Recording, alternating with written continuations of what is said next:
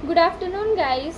तो अभी तक हमने 10th क्लास का करा था 5th चैप्टर का 5.1। आज हम करेंगे 5.2।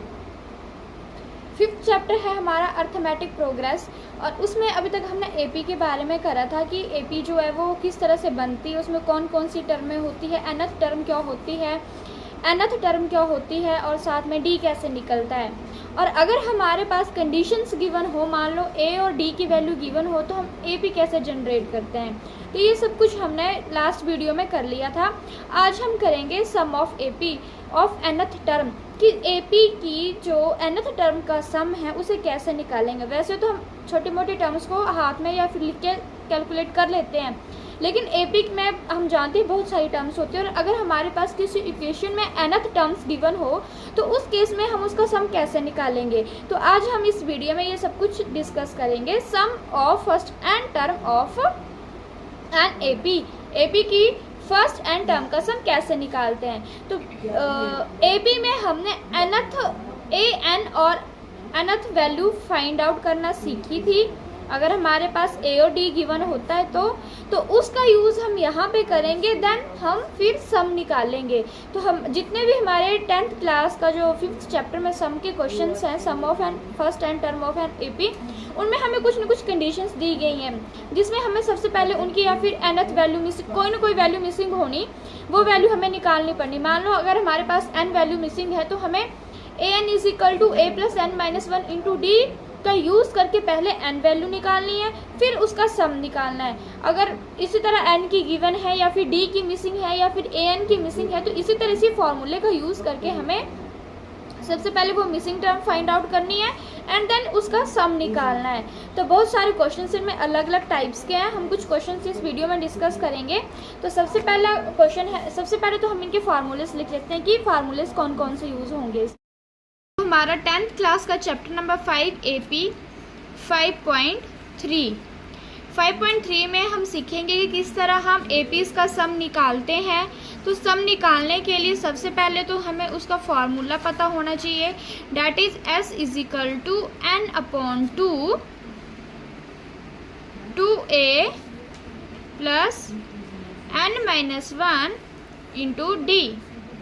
हम जानते हैं एन हमारे पास प्लेस है कि कौन से प्लेस पर हम वैल्यूज फाइंड आउट कर रहे हैं। एन मतलब नंबर ऑफ वैल्यूज, ए हमारे पास फर्स्ट टर्म है और एन माइनस वन की वैल्यू जो हमें एन गिवन दिया होना क्वेश्चन में उसमें से 1 माइनस करके निकल जाएगी।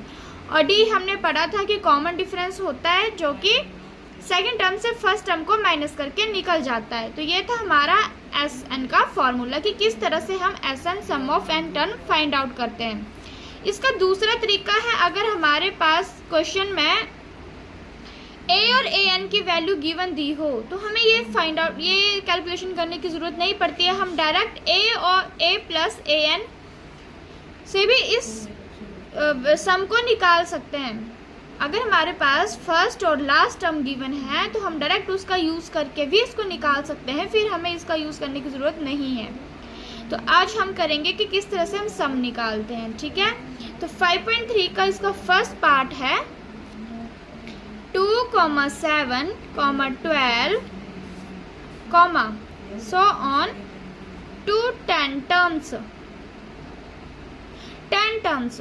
अब यहाँ पे हमें ये नहीं बताया गया है कि टर्म कुछ एन गिवन दिया है, लेकिन ए एन क्या है वो हमें नहीं पता, लास्ट वैल्यू क्या है वो हमें नहीं पता। तो इस केस में मेरे पास ए की वैल्यू है, डी की भी है 7 माइनस 2 डेट इज 5, डी की वैल्यू भी है। तो यहाँ पे मैं कौन सा फॉर्मूला अप्लाई करूँगी, ये वाला n upon two a plus n minus one into d. D की वैल्यू है, एन की है, ए की है, तो मैं सम निकाल सकती हूँ फर्स्ट एन टर्म्स का। तो यहाँ पे मैं डायरेक्ट यहाँ पे सब अप्लाई कर दूंगी एस एन। पहले हमें क्या क्या दिया, ए की value 2, d is equal to 7 minus 2 is equal to 5 और n is equal to 10 terms, मतलब एन इज इक्वल टू 10। ध्यान रहे 10 terms mean n, not a n. A n मैंने बताया था कि जो 10th प्लेस के ऊपर वैल्यू होगी खुद ब खुद उस वैल्यू को बोलते हैं ए एन। और जो प्लेस रिप्रेजेंट करती है उसको हम क्या बोलते हैं, एन। तो एन और ए एन को क्लेरिफाई करना है पहले, फिर इसको अप्लाई करना। एस एन हम इसमें अप्लाई कर देंगे, ये वाला n by two 2a plus n minus 1 into d. तो n by two 2a plus n minus 1 into d. हमारे पास n की वैल्यू गिवन है क्वेश्चन में 10। 10 by 2a 2 multiply a is 2 plus था, प्लस उतार दिया, n माइनस 1 n की वैल्यू है 10, 10 माइनस 1 9 d। अब इसको हम इवेलुएट कर लेते हैं। सॉरी, d की वैल्यू हमारे पास यहाँ गिवन है 5, तो मैं 9 मल्टीप्लाई 5 कर देती हूँ यहाँ पे, 9 मल्टीप्लाई 5, 2 1 जा 2, 2 5 जा 10, डिवाइड कर दिया, यहाँ पे आ गया 5, 2 2 जा 4, नेक्स्ट इज प्लस 9 5 जा 45 is equal to 45 plus 4 49, 5 multiply 49। और जब हम 49 को 5 से मल्टीप्लाई करेंगे तो हमारे पास आ जाएगा 245। तो ये था हमारा क्वेश्चन नंबर 1 का first part.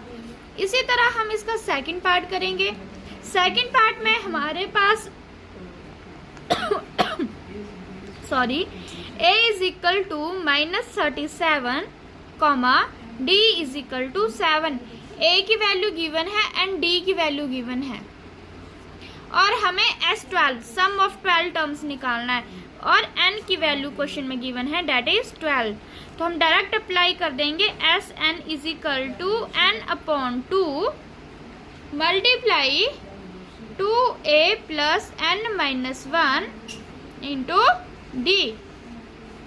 n is 12 divided by 2 multiply a that is -37 plus n minus 1, n की वैल्यू है 12 में से 1 माइनस करूंगी 11, d की वैल्यू है 7 मल्टीप्लाई 7, 2 6 12। इसको यहीं पे कैलकुलेशन को छोटा कर देते हैं। नेक्स्ट इज 37 मल्टीप्लाई 2 माइनस का 74 प्लस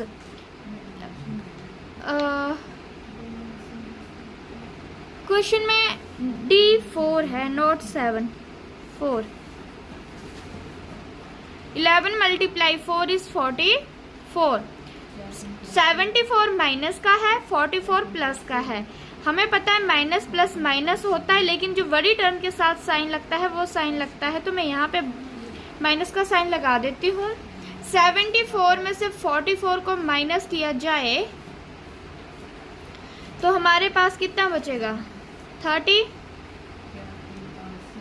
इज इक्वल टू 6 3 जा 18 0 और माइनस वैसे लगा दिया। तो ये था इस क्वेश्चन का सेकंड पार्ट। ठीक है जी, एक क्वेश्चन के हमने 2 पार्ट कर लिए हैं।